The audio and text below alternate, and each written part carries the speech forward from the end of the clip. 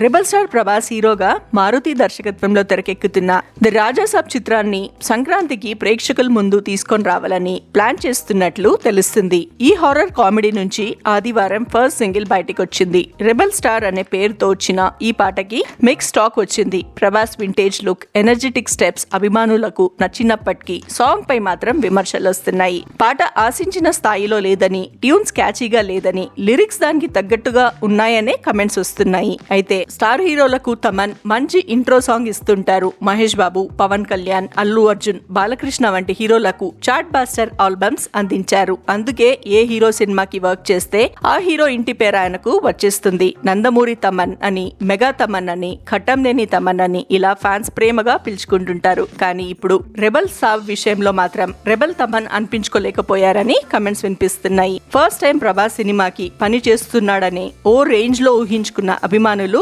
నిరాశ చెందినట్లు సోషల్ మీడియాలో పోస్టులు చూస్తే అర్థమవుతున్నాయి. అయితే ది రాజాసాబ్ మ్యూజిక్ ఎలా ఉందనేది సంగతి కాసేపు పక్కన పెడితే రెబల్ స్టార్ సాంగ్ కాపీ అంటూ సంగీత దర్శకుడిపై నెటిజన్లు ట్రోలింగ్ షురూ చేశారు. తమన్ అన్న ఈసారి రన్ ఇట్ ఆఫ్ అనే English music video tune copy కొట్టారని ఆరోపిస్తున్నారు. ఇదిగో ప్రూఫ్ అంటూ ఒరిజినల్ సాంగ్ ని షేర్ చేస్తున్నారు. కాపీ కొట్టి వెంటనే దొరికిపోవడం తమన్ కి అలవాటే అని కమెంట్స్ చేస్తున్నారు. ఎప్పటిలాగే కింగ్ సినిమాలోని అక్కినేని నాగార్జున బ్రహ్మానందం మీమ్స్ తో వైరల్ చేస్తున్నారు. నిజానికి ఓజీ టైటిల్ సాంగ్ కాపీ అని ట్రోల్స్ వచ్చినప్పుడే ది రాజాసాబ్ సినిమా నుంచి తమన్ని తీసేయాలని ప్రభాస్ అభిమానులు సోషల్ మీడియాలో పోస్టులు పెట్టారు.